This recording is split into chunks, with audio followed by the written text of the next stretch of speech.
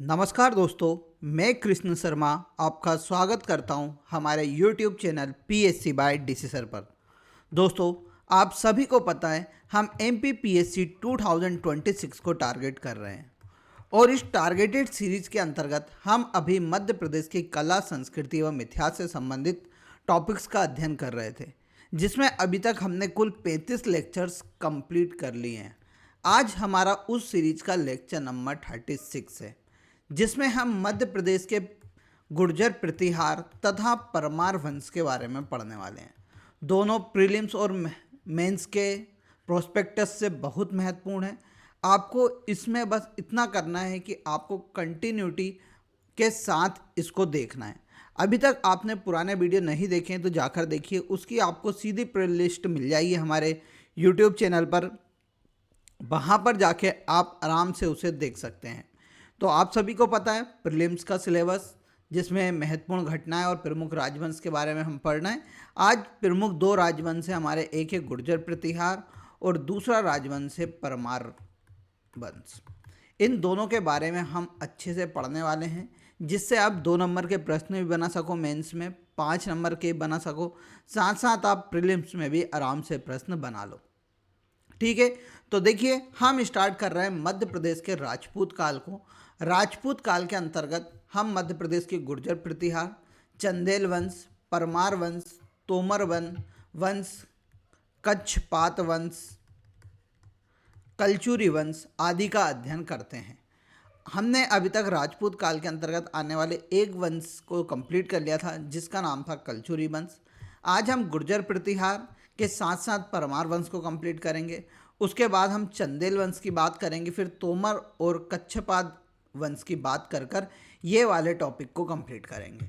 फिर हम मध्य प्रदेश के मध्यकालीन इतिहास पे आएंगे, जिसमें हम सल्तनत काल की प्रमुख बातें करेंगे, फिर हम मुगल काल की प्रमुख बातें करेंगे और साथ साथ जो हमारे मालवा क्षेत्र में मुस्लिम शासकों ने शासन किया, जैसे मांडू पर, उन सभी के बारे में थोड़ा थोड़ा करके कंप्लीट करेंगे और हमारे इतिहास वाले पोर्शन को पूर्ण रूप से कंप्लीट कर लेंगे। यानी मैक्सिमम से मैक्सिमम आपके 15 लेक्चर्स और आएंगे, जिसके अंतर्गत आप मध्य प्रदेश की कला, संस्कृति प्लस इतिहास को पूर्ण रूप से कंप्लीट कर लेंगे। उसके बाद हम एक महत्वपूर्ण टॉपिक लाएंगे, इंटरेस्टिंग टॉपिक, जिसमें हम जनजाति के अनुसार उनकी कलाओं को पढ़ेंगे। हम पूरी जनजाति के बारे में नहीं पढ़ेंगे, हम मेनली उनकी कलाओं के बारे में जानेंगे, क्योंकि कलाओं से संबंधित आपके एग्जाम में प्रश्न हमें देखने को मिलते हैं। तो देखिए आज हम बात करते हैं सबसे पहले गुर्जर प्रतिहार वंश की। तो देखिए गुर्जर प्रतिहार वंश के बारे में कहा जाता है कि इसके संस्थापक थे नागभट्ट प्रथम। यानी गुर्जर प्रतिहार वंश के स्थापना किसने की थी? तो नागभट्ट प्रथम के द्वारा की गई थी। इन्होंने अपनी 2 राजधानी बनाई, कन्नौज और उज्जैन। कहाँ पर? कन्नौज और उज्जैन को इन्होंने अपनी राजधानी बनाई और यहीं से गुर्जर प्रतिहार का जो शासन था वह प्रारंभ हुआ। ये मालवा के शासक थे। सर्वप्रथम इन्होंने उज्जैनी पर शासन किया था, यानी उज्जैन पर शासन किया था। MPPSC ने प्रीवियस ईयर में ही पूछा हुआ है कि गुर्जर प्रतिहार ने सर्वप्रथम कहाँ से शासन प्रारंभ किया था, तो आपको याद रखना है उज्जैन से ही इन्होंने अपना क्या किया था, शासन प्राप्त किया था। अब देखिए गुर्जर प्रतिहार वंश की जो जानकारी हमें मिलती है वह ग्वालियर अभिलेख से हमें प्राप्त होती है। कहाँ से प्राप्त होती है? ग्वालियर में एक अभिलेख मिला, वहाँ पर हमें मालूम पड़ता है कि जो गुर्जर प्रतिहार के राजा थे उन्होंने मध्य प्रदेश पर भी शासन किया है। सबसे पहले शासक नागभट्ट प्रथम की हम बात करते तो ये बहुत महत्वाकांक्षी शासक थे। इन्होंने अपने जो राज्य था उसका उत्तर दिशा की ओर विस्तार किया, यानी राजस्थान, हरियाणा, नई दिल्ली जो आज के डेट में पड़ता है, इस तरफ इन्होंने अपने साम्राज्य का विस्तार किया था। ग्वालियर अभिलेख में जो गुर्जर प्रतिहार थे उन्हें लक्ष्मण का वंशज कहा गया है, साथ में मलेच्छाओं का नाशक भी इनको कहा गया है। ठीक है, प्रतिहारों को धर्मपाल तथा देवपाल इनके भतीजे थे, जिन्होंने भारत में स्थिति मजबूत कर ली। वह मालवा में एक मजबूत व शक्तिशाली वंश बनकर उभरा। देखो प्रतिहारों के 2 भतीजे हुए, धर्मपाल तथा देवपाल। उसने क्या करा, उन्होंने दोनों ने जो गुर्जर प्रतिहार की इतनी शक्ति बढ़ा दी थी कि वह भारत में एक मजबूत और शक्तिशाली वंश बनकर उभरा था। फिर देखिए कि इसके प्रमुख शासक आते हैं मिहिर भोज। इसके ऊपर आप नोट लगा लीजिए। कारण यह है कि पूछा जाता है कि मिहिर भोज किस वंश से संबंधित थे। ये MPPSC ने पूछा हुआ है, व्यापम द्वारा ये पूछा गया है। ये दोनों संस्थाओं के द्वारा यह प्रश्न पूछा गया। अब यहाँ पर भोज लिखा आता है तो कंफ्यूज हो जाते हैं बच्चे कि यह कहाँ से, परमार वंश से संबंधित है। परंतु आपको याद रखना है मिहिर भोज गुर्जर प्रतिहार वंश के राजा थे। इन्होंने सर्वप्रथम कन्नौज को अपनी राजधानी बनाया, साथ ही राजस्थान व मध्य प्रदेश के अनेक क्षेत्रों में विजय प्राप्त की। इन्हें ग्वालियर अभिलेख में आदि बरहा की उपाधि प्रदान की गई है। इंपॉर्टेंट है, आपको याद रखना है। कभी आपके पास 2 नंबर में प्रश्न आता है मेंस में तो ये लिख के आना कि मिहिर भोज गुर्जर प्रतिहार के शासक थे। ग्वालियर अभिलेख में इन्हें आदि बरहा की उपाधि प्रदान की गई थी। मिहिर भोज के बाद शासक बनते हैं महेंद्रपाल, फिर भोज द्वितीय और उसके बाद बनते हैं महीपाल। महीपाल के बारे में कहा जाता है कि जो महीपाल थे गुर्जर प्रतिहार वंश के, उनके द्वारा ग्वालियर में, या आज की डेट में हम बोले तो ग्वालियर किले के अंतर्गत आने वाला सास बहू के मंदिर का निर्माण कराया था, जिसका प्राचीन नाम था सहस्त्र बाहु मंदिर। परंतु ये बोली के अंतर्गत आते आते सहस्त्र बाहु टूटकर सास बहू बन गया और आज की डेट में ये कहाँ पर स्थित है, ग्वालियर में स्थित है।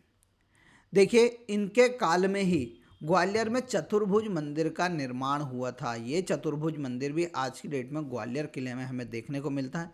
यहाँ से एक अभिलेख प्राप्त हुआ है, वहाँ पर शून्य, उस अभिलेख पर कैसा शून्य बना हुआ है और ऐसा कहा जाता है कि दुनिया का सर्वप्रथम उपयोग होने वाला शून्य हमें कहाँ पर देखने को मिलता है, जो चतुर्भुज मंदिर ग्वालियर का है उसमें प्राप्त अभिलेख में। MPPSC ने पूछा हुआ है कि सबसे शून्य का उपयोग दुनिया में सर्वप्रथम कहाँ पर ज्ञात हुआ है, तो आपको याद रखना है ग्वालियर के किले में स्थित चतुर्भुज मंदिर के एक अभिलेख से प्राप्त हुआ है। ये MPPSC ने पूछा है।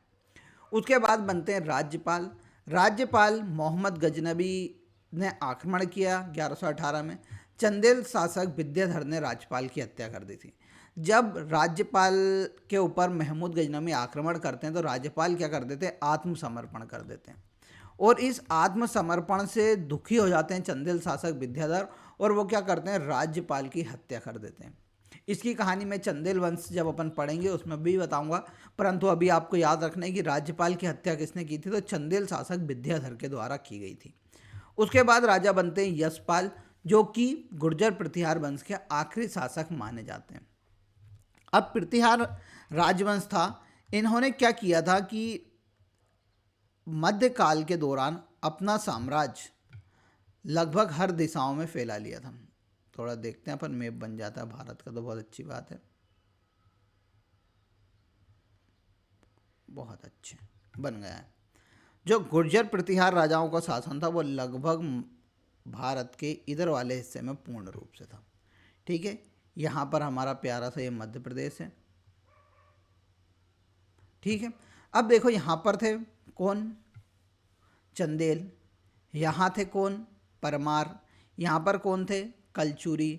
इस प्रकार इनके सामंत हुआ करते थे बहुत सारे राजा, जैसे बुंदेलखंड में चंदेल, गुजरात के चालुक, ग्वालियर के कच्छपात, मालवा के परमार, मध्य भारत के कलचुरी और राजस्थान के गुहिल व सार्क भरी वंश क्या थे, इनके सामंत हुआ करते थे, यानी इनके अंतर्गत काम करते थे।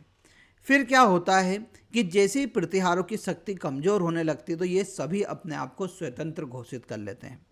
अब इन स्वतंत्र राजाओं के अंतर्गत या स्वतंत्र वंश के अंतर्गत हम पढ़ने वाले हैं सबसे पहला परमार वंश। ठीक है, परमार वंश पे जाएं उससे पहले मैं MPPSC प्रीलिम 2026 के टेस्ट सीरीज के बारे में बता देता हूं कि इसमें आपको कुल 75 टेस्ट मिल रहे हैं। जो 50 रहने वाले हैं वो यूनिट वाइज रहेंगे और 25 जो है वो आपको FLT मिलेगी। आपको लग रहा है कि सर टेस्ट बहुत आगे निकल चुके हैं, तो आप ऐसा कीजिए कि हर दूसरे दिन टेस्ट देना स्टार्ट कर दीजिए। हर दूसरे दिन टेस्ट देंगे तो अभी तक 40 के समथिंग टेस्ट हुए हैं, तो आप उन 40 टेस्ट को आराम से दे पाएंगे। कम से कम 80 दिन में आपके कंप्लीट हो जाएंगे, तो आपकी रेगुलरिटी भी बन जाएगी कि मैं डेली एक टेस्ट देता हूं, क्योंकि प्रीलिम्स में कभी आपको सिलेक्शन लेना है तो आपको टेस्ट देना होगा। इसको ज्वाइन करने के लिए आप हमारी application PSC by DC sir को डाउनलोड कर लीजिए या हमारे दिए गए नंबर पर भी आप कांटेक्ट कर हमसे ये जानकारी पूछ सकते हैं। अब आगे हम बात करते हैं परमार वंश की। तो परमार वंश को हम पढ़ने वाले हैं 3 भागों में। सबसे पहले उनकी सामान्य जानकारी पढ़ेंगे, फिर उनके प्रमुख शासकों के बारे में पढ़ेंगे और उन्होंने क्या क्या निर्माण कार्य कराया उसके बारे में पढ़ने वाले हैं।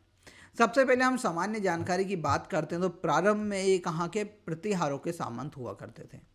प्रारंभ में इन्होंने अपनी राजधानी उज्जैन को बनाया और उज्जैन से अपना क्या किया, शासन स्टार्ट किया। बाद में राजा भोज अपनी राजधानी किसको बना लेते हैं, धार को बना लेते हैं, जिसे प्रारंभ में धारा नगरी के नाम से जाना जाता था। इसके जो संस्थापक थे उनका नाम था उपेंद्र कृष्ण राज। ऐसा कहा जाता है कि परमार वंश की उत्पत्ति जो हुई थी वह अग्निकुंड से हुई थी। ये बात आप नोट करके लिख लीजिएगा। अब भैया यहाँ पर पूछा गया है कि जो परमार वंश था उनकी जानकारी के स्रोत कौन कौन से, ये एमपीपीएससी ने पूछा हुआ है। तो उनकी जानकारी की हम बात करते हैं तो इनकी जानकारी हमें मिलती है प्रबंध चिंतामणि, जो किसके द्वारा लिखी गई है, मेरु तुंग के द्वारा लिखी गई है। फिर 10 रूपक जो कि धनंजय द्वारा लिखी गई, नवसहासांक जो कि पद्मगुप्त द्वारा लिखी गई, फिर नेदीय चरित्र जो कि श्रीहर्ष द्वारा लिखी गई, आईने अकबरी जो कि अबुल फजल द्वारा लिखी गई थी। इन सभी पुस्तकों से हमें परमार वंश की जानकारी मिलती है। और एमपीपीएससी ने एक बार दिया था, निम्न में से किस पुस्तक में परमार वंश की जानकारी दी थी, और उसमें से प्रबंध चिंतामणि, नवसहासांक और आईने अकबरी दी थी, और साथ में आखिरी ऑप्शन था यह सभी। तो वहाँ पर राइट ऑप्शन क्या होता है, यह सभी। तो ऐसे कुछ प्रश्न एमपीपीएससी हमारे सामने लेकर आ रहा है, तो हमें उसके लिए भी तैयार रहना है। अब देखिए, उपेंद्र कृष्ण राज 800 ईस्वी के समथिंग क्या करते हैं, परमार वंश की स्थापना करते हैं। फिर देखिए उसके बाद इनके सबसे एक प्रभावशाली शासक आते हैं, उनका नाम होता है स्यग द्वितीय। एमपीपीएससी ने पूछा हुआ है कि स्यग द्वितीय किस वंश से संबंधित हैं, तो आपको याद रखना है परमार वंश से संबंधित है। ये परमार राजाओं के अंतर्गत पहले शासक थे जिन्होंने प्रतिहारों की सामंतशाही को अस्वीकार कर दिया था। इन्होंने बोला कि हम प्रतिहारों के सामंत नहीं हैं, हम कैसे हैं, एक स्वतंत्र राजवंश या स्वतंत्र शासक हैं। इसकी जानकारी हमें कहाँ पर मिलती है, तो जो पद्मगुप्त द्वारा नवसहासांक लिखी है उसमें इनके बारे में जानकारी मिलती है। साथ ही में इस पुस्तक में जो स्यग द्वितीय ने प्रमुख अभियान किए उनका वर्णन भी हमें देखने को मिलता है। नवसहासांक के अनुसार हम देखें तो जो स्यग द्वितीय थे उनने चालुक्य नरेश अब्नि बर्मन को हराया था। किसको हराया था, अब्नि बर्मन को, तथा साथ में राष्ट्रकूटों को भी पराजित किया, और उनकी राजधानी थी मान्यखेत। क्या राजधानी थी, मान्यखेत, वहाँ पर अधिकार कर लिया था। परंतु इनके साथ एक घटना होती कि जो एक चंदेल शासक थे यशोवर्मन, इनमें बहुत यश था, और इन यशोवर्मन के हाथ स्यग द्वितीय की क्या हो जाती है, पराजय हो जाती है। फिर उनके बाद बनते हैं बाक्यपति सेकंड, या मुंज जिन्हें कहा जाता है। ये भी बार बार पूछा जाता है कि बागपति मुंज किस वंश से संबंधित थे, तो आपको याद रखना है कि यह है हमारे परमार वंश से। इन्होंने बहुत सारी उपाधि धारण की, जैसे पृथ्वी बल्लभ, श्री बल्लभ या अमोघ वर्ष की। इनके शासन काल को मालवा का स्वर्ण युग कहा जाता है, या ऐसा कहा जाता है कि जब बाक्यपति मुंज शासक बने तो मालवा का स्वर्ण युग आरंभ हो चुका था।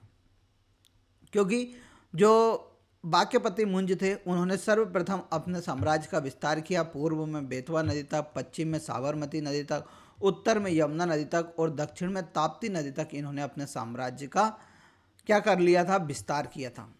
एक केथोम दानपात्र अभिलेख हमें प्राप्त होता है। केथोम दानपात्र अभिलेख के अनुसार कहा जाता है कि जो बाक्यपति मुंज थे उन्होंने किसको हराया था, हूणों को पराजित किया था। किसे पराजित किया था, हूणों को पराजित किया था। एक हस्तिकुंड अभिलेख भी मिलता है। उस हस्तिकुंड अभिलेख के अनुसार ऐसा कहा जाता है कि 1997 में 997 ईस्वी में इन्होंने गुहिल वंश के शासक शक्ति कुमार को भी पराजित किया था।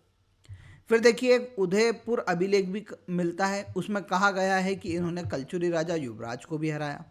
फिर एक केथोम अभिलेख मिलता है, उसमें कहा गया है कि चौहान राजा बलिराज को हराकर आबू पर्वत पर अधिकार कर लिया था।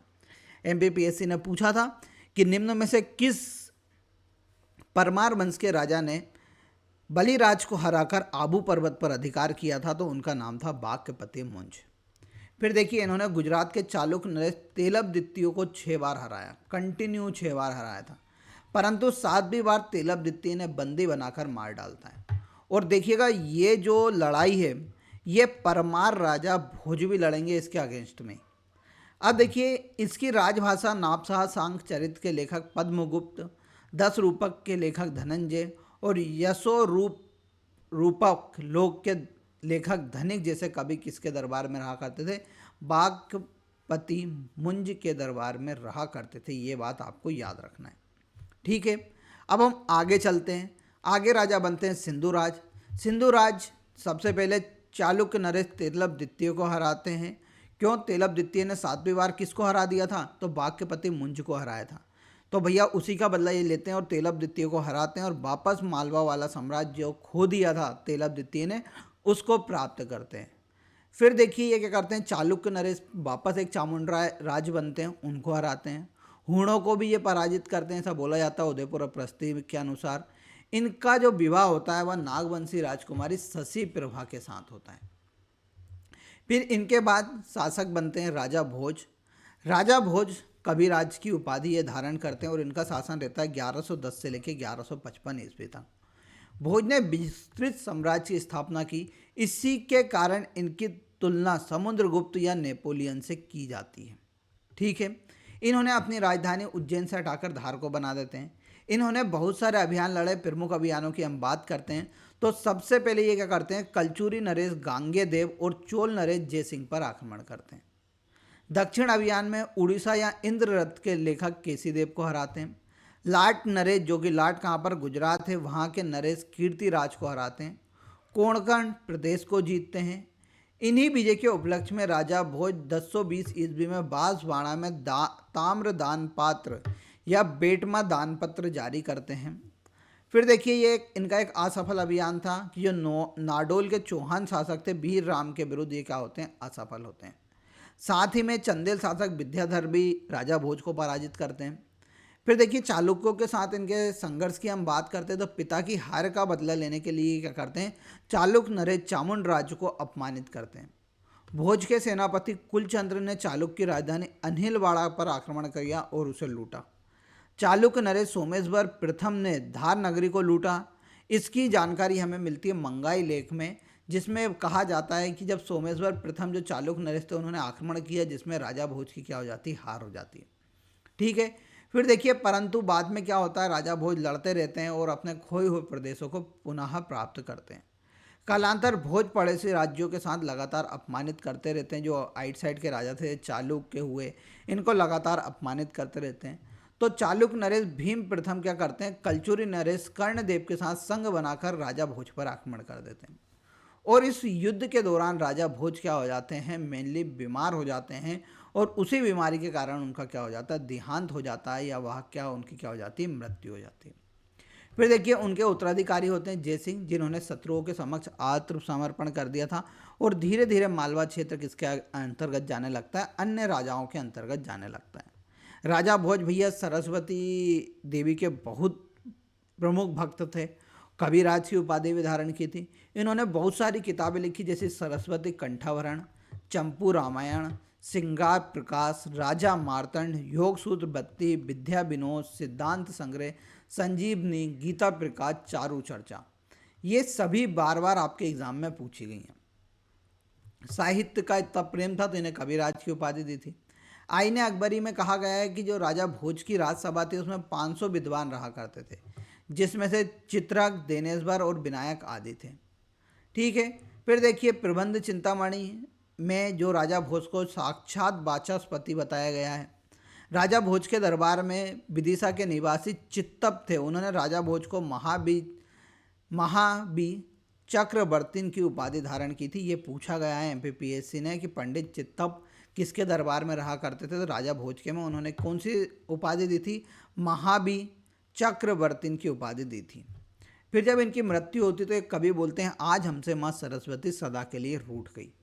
राजा भोज ने बहुत सारे निर्माण कार्य कराए, जैसे उन्होंने भोपाल शहर को बसाया जिसे भोजपाल बोला जाता था। फिर भोपाल में एक तालाब का निर्माण कराया जिसे वर्तमान में भोज तालाब कहते हैं। रायसेन में उन्होंने भोजपुर का शिव मंदिर का निर्माण कराया। धार में सरस्वती मंदिर, वहीं पर संस्कृत पाठशाला का निर्माण कराया। चित्तौड़गढ़ में त्रिभुवन नारायण मंदिर का निर्माण कराया। ये एमपीपीएससी ने पूछा था भैया 2020 में। 2020 या 2019 में इस प्रश्न को पूछा था कि त्रिभुवन नारायण मंदिर का निर्माण किसने कराया था चित्तौड़गढ़ में, तो यह कराया था राजा भोज ने। ठीक है। वर्तमान में इस मंदिर को मोकल के नाम से जाना जाता है। इनके उत्तराधिकारी होते हैं जय सिंह और उदयदित्य, दोनों चालुक्यों से अपने राज्य की रक्षा के लिए युद्ध लड़ते हैं। फिर लक्ष्मण देव, विंध्य वर्मन, सुभट वर्मन, अर्जुन वर्मन आदि हुए। बाद में यह परमार वंश जाकर कहाँ पर बस गए, अजमेर में बस गए। परमार वंश के बारे में कुछ हम बात करें तो मंडापी का संस्था थी जो वसूली का कार्य करती थी। इनके समय में मुद्रा चलती जिसको ससानी या गधिया बोला जाता था।